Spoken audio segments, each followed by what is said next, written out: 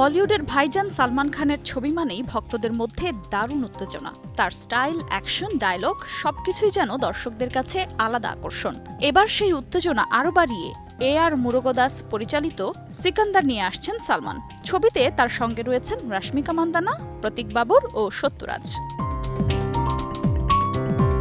যদিও ছবির গল্প নিয়ে এখনও তেমন কিছুই প্রকাশ করা হয়নি, তবে এটুকু নিশ্চিত যে দাবাং স্টাইলে সালমানকে আবারও পর্দায় দেখতে পাবে দর্শকরা। আর সেটাই ভক্তদের জন্য সবচেয়ে বড় খবর।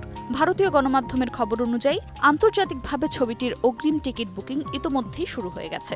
যদিও প্রযোজনা সংস্থা আনুষ্ঠানিকভাবে মুক্তির তারিখ এখনও জানায়নি, তবে ৩০ মার্চ ছবিটি মুক্তি পাওয়ার সম্ভাবনা রয়েছে।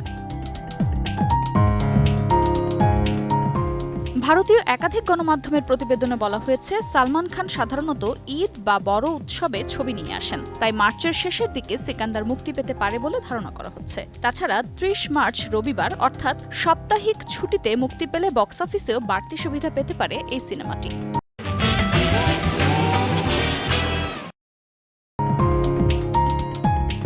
সালমানের শেষ ছবি টাইগার ৩ ছিল সুপারহিট, আর তার পরবর্তী সিনেমা নিয়ে উত্তেজনা তাই এখন তুঙ্গে। মুক্তির আগেই সিকান্দার নিয়ে দর্শকদের মধ্যে প্রবল আগ্রহ দেখা যাচ্ছে। এমনকি ট্রেলার মুক্তির আগেই ফ্যানরা টিকিট বুকিংয়ের অপেক্ষায় রয়েছে।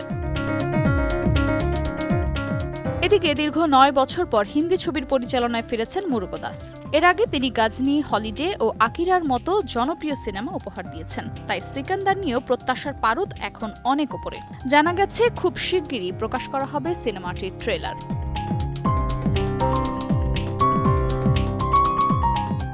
আফরোজা মৌটুসী, সময় সংবাদ, ঢাকা।